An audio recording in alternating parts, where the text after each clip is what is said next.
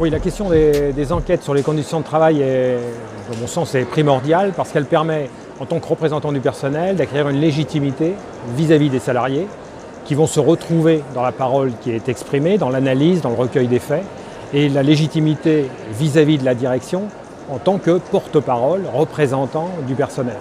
Et cette question est fondamentale. C'est celle qui permet de faire que le dialogue social existe. Parce qu'on a trop tendance à considérer le dialogue social comme un dialogue entre des représentants du personnel et la direction, avec un présupposé qui serait que les élus connaissent, parlent réellement de la réalité des salariés. Alors, ce travail d'enquête est très nécessaire. Et y compris les directions en ont besoin. Il y a tout un ensemble de prescriptions en fait, qui ne se traduisent pas dans la réalité du travail et que la direction pense légitimement qu'effectivement c'est opérationnel et que les représentants du personnel se doivent de remonter parce que les dysfonctionnements qui sont derrière, c'est-à-dire la non-capacité des managers ou des salariés à faire ce qu'on leur demande de faire, avec des objectifs contradictoires, etc., nécessitent que des alertes puissent être remontées et que l'employeur soit alerté sur les risques qu'il fait prendre, tant d'un point de vue opérationnel que sur la question de la santé. Donc c'est vraiment cette question de travail de terrain qui vise à faire des enquêtes préliminaires avant d'ouvrir la bouche en réunion, qui permet de s'assurer que l'on parle en connaissance de cause des problèmes réels des salariés.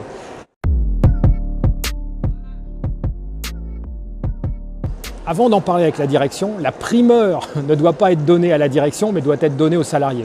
On doit rendre aux salariés ce qu'on leur a pris, ce qu'on a recueilli de leur travail.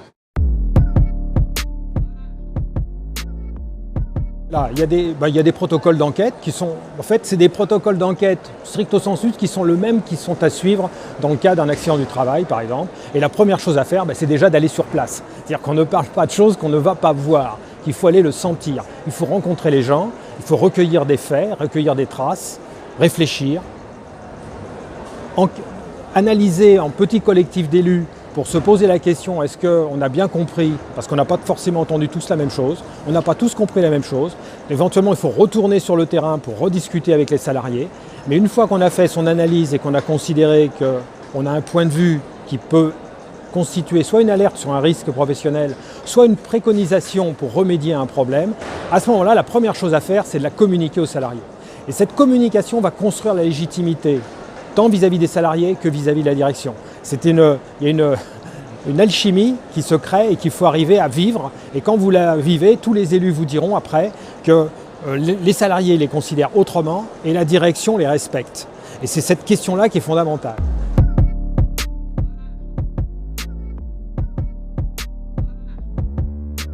De mon point de vue, non. Alors, c'est sûr qu'au niveau des CHSCT, il y avait des CHSCT qui avaient déjà des bonnes pratiques d'enquête, qui savaient faire, et qui risquent, certains élus du CHSCT risquent de ne pas se retrouver sur les listes élus CSE.